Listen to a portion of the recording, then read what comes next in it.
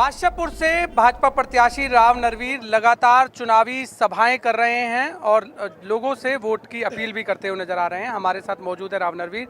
Sir, हम देख रहे हैं कि लगातार आप सभाएं कर रहे हैं, लोगों से वोट की अपील भी करते हुए नजर आ रहे हैं। क्या कुछ माहौल इस बार नजर आ रहा है? ये आपने भी यहाँ देखा कि कैसी लोगों की हाजिरी और कितना लोगों में उत्साह है। सभी बिरादरी के, सभी धर्म के लोग बीजेपी को वोट दे रहे हैं। नरवीर सिंह के प्रत्याशी बनने के बाद लोगों में चाव है और मैं इनकी भीड़ देखकर ये कह सकता हूँ कि अब की बार भारतीय जनता पार्टी बादशाहपुर से ठीक मार्जिन से चुनाव जीत रही है।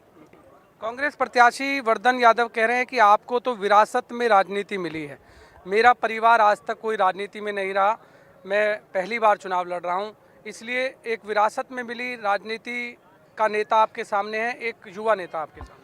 जी, मैं भी जब मुझे विरासत में राजनीति मिली मैं भी 25 साल का था। वो तो शायद हो सकता मेरे से बड़ा, ये मेरी किस्मत है। मेरे बाप दादा राजनीति में रहे, मुझे मिली, लेकिन मैंने इसको संभाल के भी तो 40 साल रखा है।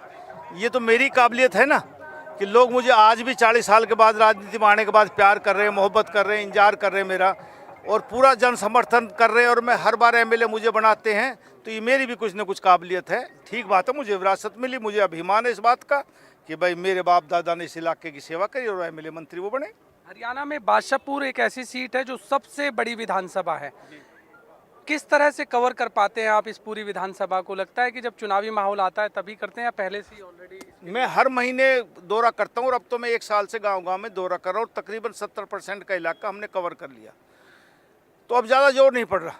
अभी 10-12 सभाएं दिन में कर लेते हैं। आज थोड़ी ज़्यादा, क्योंकि संडे को थोड़ा सा हाई राइज बिल्डिंग और सोसाइटियों में जाना होता है, तो इन कॉलोनी में आज आ गया मैं। तो आज ये शायद 19-20 प्रोग्राम है, तो बाकी दिन तो 10-12 जनसभाएं होती है। लोगों को मन में है कि भाई अब के भाजपा को जिताना, नरवीर सिंह को जिताना और तीसरी बार भाजपा की सरकार इस प्रदेश में बनानी है। गृह मंत्री अमित शाह भी बादशाहपुर में आने का एक कार्यक्रम है, क्या कुछ कार्यक्रम है और क्या कुछ लोगों से? जनसभा होगी गृह मंत्री जी की। मैंने उनसे निवेदन किया था कि एक बार आप चुनाव के दौरान आए, उन्होंने मेरी हाँ भरी और पक्का वो इसमें आएंगे। और मुझे उम्मीद है कि चुनाव के पहले आखिरी हफ्ता में, चुनाव से 1 हफ्ता पहले वो समय देंगे। मोस्ट प्रोबेबली 28 या 29 इस सितंबर में, अक्टूबर में आएंगे और जनसभा अच्छी कामयाब होगी।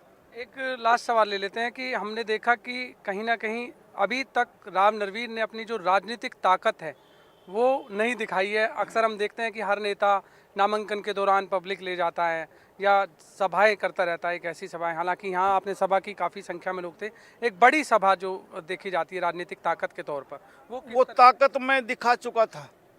जब मुझे टिकट मिली वो ताकत के आधार पर ही मिली थी कि पार्टी ने 3-3 सर्वे कराए और सभी पार्टियों ने कराए, अकेले बीजेपी नहीं।